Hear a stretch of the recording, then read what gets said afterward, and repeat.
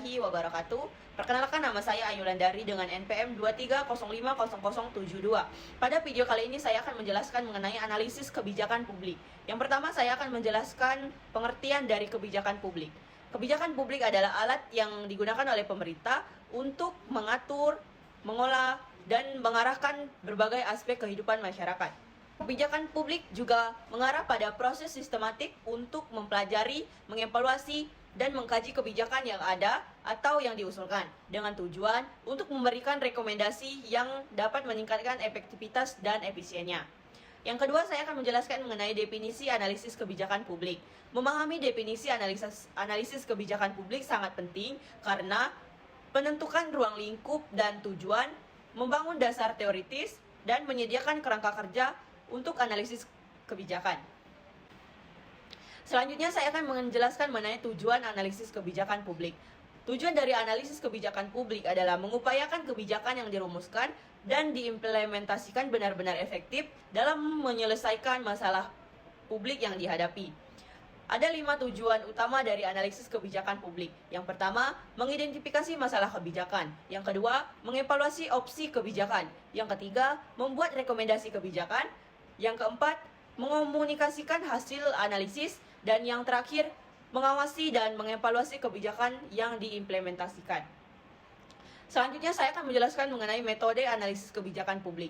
Dalam analisis kebijakan publik, berbagai metode dapat digunakan agar penilaian atau evaluasi terhadap berbagai alternatif kebijakan dilakukan secara sistematis dan komprehensif. Selanjutnya, tahapan analisis kebijakan. Tahapan analisis kebijakan adalah serangkaian langkah sistem yang dirancang untuk mengevaluasi dan mengembangkan kebijakan publik. Selanjutnya, produk luaran hasil analisis kebijakan. Setelah tahapan analisis kebijakan selesai, langkah selanjutnya adalah menyusun produk luaran yang akan digunakan oleh pembuat kebijakan dan pemangku kepentingan lainnya. Ada beberapa produk luaran hasil analisis kebijakan. Yang pertama, polisi memo. Memo ini biasanya ditunjukkan kepada pembuat kebijakan yang membantu informasi cepat dan ringkas. Yang kedua, polisi brief. Yang ketiga, polisi paper. Selanjutnya, evaluasi kebijakan versus analisis kebijakan. Evaluasi kebijakan dan analisis kebijakan adalah dua konsep yang sering digunakan dalam bidang kebijakan publik.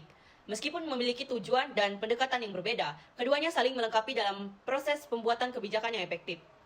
Ada 3 persamaan antara evaluasi kebijakan dan analisis kebijakan. Yang pertama, tujuan. Keduanya bertujuan untuk meningkatkan efektivitas kebijakan publik. Yang kedua, metode. Keduanya menggunakan metode ilmiah dalam proses pengumpulan dan analisis data. Dan yang terakhir, pengumpulan data.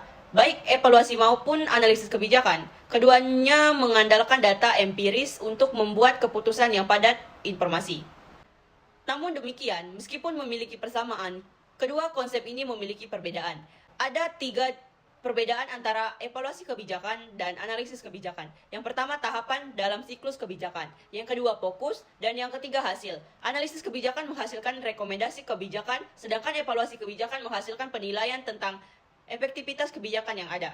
Mungkin itu saja yang dapat saya sampaikan. Lebih dan kurangnya saya mohon maaf. Saya akhiri. Wassalamualaikum warahmatullahi wabarakatuh.